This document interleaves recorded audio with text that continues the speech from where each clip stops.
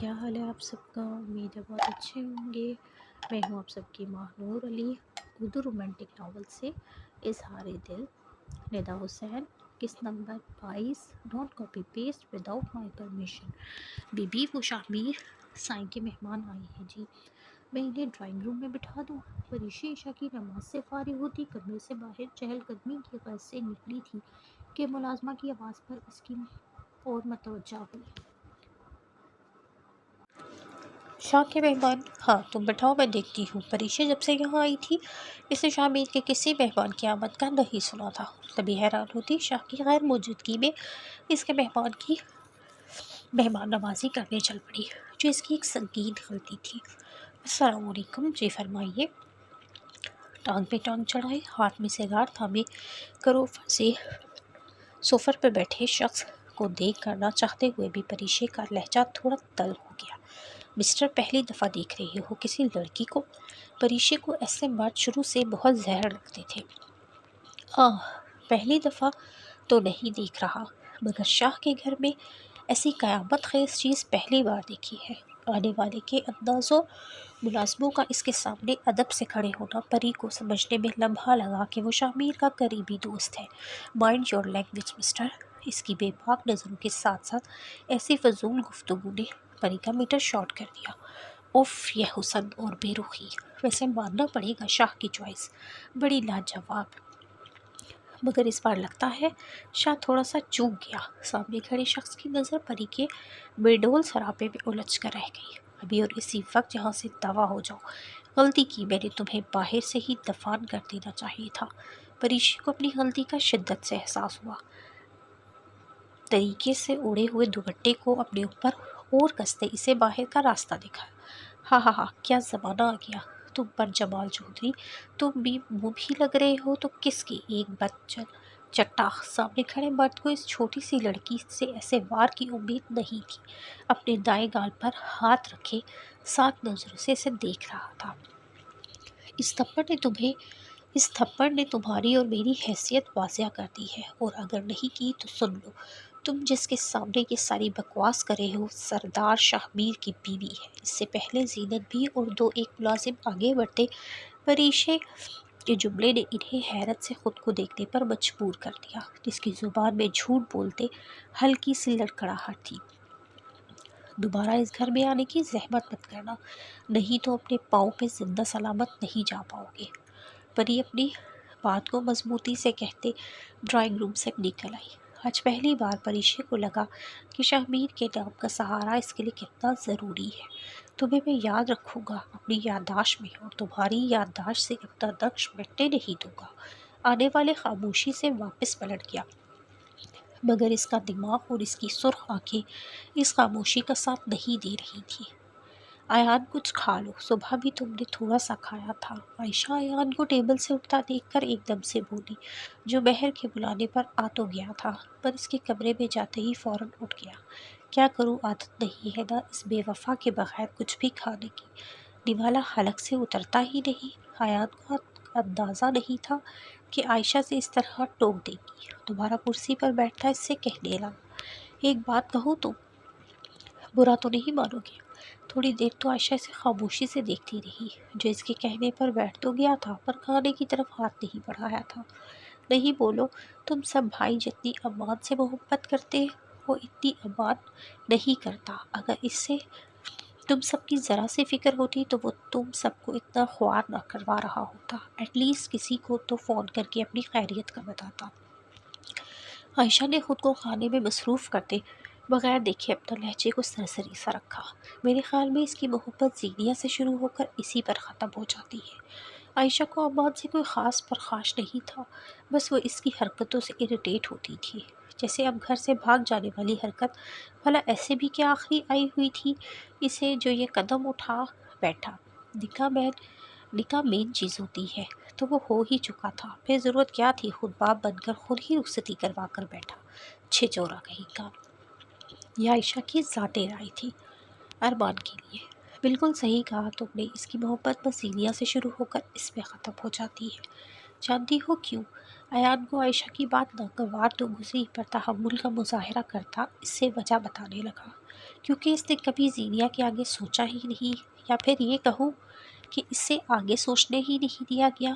بہت چھوٹی سی عمر میں امان کے دماغ میں یہ بات بٹھا دی گئی تھی کہ زینیا اس کی مگ ہے، اور یہ بات کرنے والا کوئی اور نہیں، ان کے پھپھا افضل شاہ تھے، جنہوں نے بنا کسی کی مرضی جانے اس بات کا اعلان کر دیا تھا۔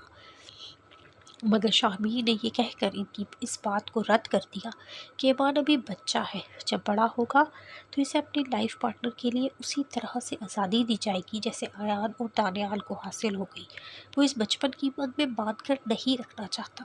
یہ وہ وقت تھا جب زمان شاہ بھی زندہ تھے، اس لیے افضل شاہ زیادہ بحث میں نہیں پڑا اور خاموش ہو گیا۔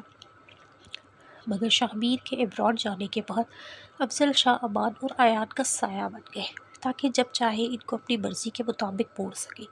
سوری تمہیں برا لگا تو؟ ایان کا سرخ چہرہ دیکھ کر عائشہ کو اپنی غلطی کا احساس ہوا۔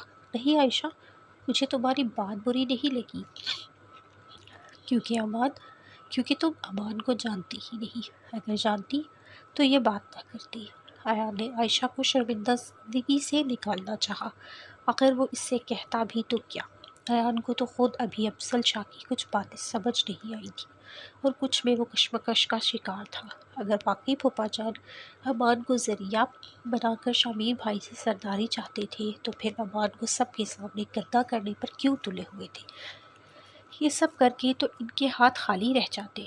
بہت ضدی ہے وہ ہر معاملے میں، صرف زینیا کے لیے نہیں، ہم سب کے لیے بھی۔ پتہ نہیں اس کے دماغ میں کیا سمائی کہ اس نے بھاگنے سے پہلے مجھے اپنے جڑواں کو بھی نہیں بتایا۔ ایان کو اس بات کا دکھ تھا، کاش وہ اسے اس رات اکیلا نہ چھوڑتا۔ دادو کہتی ہے امان بالکل ارمان چاچو جیسا ہے، انہی کی طرح اجاڑنے والا، جو اس نے سوچ رکھا ہے وہی کرے گا۔ اپنے بھائی کی یاد ایان کے سنجیدہ چہرے پر ایک پیاری سی مسکان بکھیر گئی۔ تم ٹھیک کہہ رہے ہو ایان، میں امان کو جانتی ہی کتنا ہوں، جو اس کے بارے میں مفروضے لگا رہی ہو۔ ایان کی مسکراہٹ کو تکتی عائشہ آہستہ سے بولی، واقعی بہن بھائیوں کی محبت ایسی ہی چیز ہوتی ہے، غم میں راحت اور دکھ میں مسکراہٹ دیتی ہے۔ عائشہ بھی پریچے کو سوچتے دل میں اس کی سلامتی کی دعا کرنے لگی۔ ان کے پاس صرف ایک ہی ذریعہ تو تھا۔ ہیلو فرغام۔ جیسے ہی فرغام نے کال ریسیو کی، علی بغیر سلام دعا کے تیزی سے بولا، ہاں بول، اتنی جلدی میں کیوں ہے؟ فرغام کا لہجہ پرسکون تھا۔ یار وہ کچھ دیر پہلے حورین آئی تھی، اس نے الف سے لے کر یہ تک اسے بتاتا گیا۔ وہ بہت ڈسٹرب تھی، مجھے ڈر ہے کہ وہ کہیں کچھ کر نہ بیٹھے۔ علی کو رہ کر اپنی غلطی کا احساس ہو رہا تھا، اس نے اسے جانے ہی کیوں دیا اکیلے؟ وہ جو چاہتی تھی وہ اس پر عمل پیرا ہو چکی ہے۔ فرغام نے اب بھی سکون سے علی کو جواب دیا، کیا مطلب؟ تو صاف صاف بات کر، بات کو گول گول کیوں گھما رہا ہے؟ علی کو اس سے اس رویے کی امید نہیں تھی۔ وہ تو سوچے بیٹھا تھا کہ فرغام سنتے ساتھ اس پر چیخنے کھڑا ہو جائے گا، اس کا ایکسیڈنٹ ہو گیا ہے۔ فرغام جو کسی کام سے علی کی طرف ہی جا رہا تھا، راستے میں ہجوم کو دیکھتا رک گیا، جہاں ٹیکسی ڈرائیور سے ایک لڑکی کا ایکسیڈنٹ ہو گیا تھا، مگر لوگ سڑک پہ پڑی لڑکی کو اٹھانے کے بجائے آپس میں بحث کر رہے تھے۔ وہ کہہ رہا تھا کہ ڈرائیور نے جان کر مارا تو کوئی لڑکی کی غلطی نکال رہا تھا۔ فرغام جو دیکھ کر سائڈ سے نکل جانا چاہتا تھا، نہ جانے کس احساس سے اس لڑکی کی مدد کا خیال دل میں ابھارا۔ جیسے ہی اس لڑکی کی مدد کرنے کے لیے اسے سیدھا کیا تو ایک پل کو تو اس کی اپنی سانسیں ہی رک گئی۔ تیزی سے حورین کو اٹھاتے اپنی گاڑی میں ڈالا اور فل سپیڈ سے گاڑی بھگائی۔ واٹ؟ اب کیسی ہے وہ؟ علی فرغام کے جس لہجے کو سکون میں سمجھ رہا تھا وہ در حقیقت سنجیدہ تھا۔ میرے سامنے بے ہوش پڑی ہے۔ فرغام نے سامنے لیٹی حورین کو دیکھا جو دوائیوں کے زیر اثر بے ہوش تھی۔ کیا مطلب ہے وہ بے ہوش پڑی ہے؟ تو اسے ہاسپٹل لے کر نہیں گیا کیا؟ علی کے دماغ نے اس کی بات کو کسی اور سینس میں لیا اور چیخ پڑا، محبت میں بے وفا کا ٹیگ پایا ہے، بے حس کا نہیں، ہاسپٹل میں اس کے ساتھ ہوں۔ فرغام علی سے کہتا فون کاٹ گیا اور خود کو بہت روکنے کے باوجود بھی جھک کر اس کی پیشانی پہ اپنے لب رکھ دیے جس پر پٹی بندھی ہوئی تھی۔ فرغام آنکھوں میں نمی لیے اسے دیکھتا اس بات کو سوچنے پر مجبور ہو گیا، کیا یہ واقعی وہ اسے اپنے دل سے نکال چکا ہے؟ شاہ، تم کہاں تھے اتنے دن؟ تمہیں یہاں کی کوئی پرواہ نہیں؟ ایک ہفتے بعد شاہمیر کو اچانک اپنے سامنے دیکھ کر پری اس طرح بڑھی جو شکل سے ہی کافی بیمار لگ رہا تھا۔ کہیں یہ میرے حلوے والی حرکت کی وجہ سے تو نہیں، گاؤں جانے سے پہلے شاہ کی طبیعت تو ٹھیک تھی، ڈرائیور نے مجھے خود بتایا تھا، پر یہ اتنا کمزور اور اس حد تک خاموش کیوں ہے، کچھ بولتا کیوں نہیں؟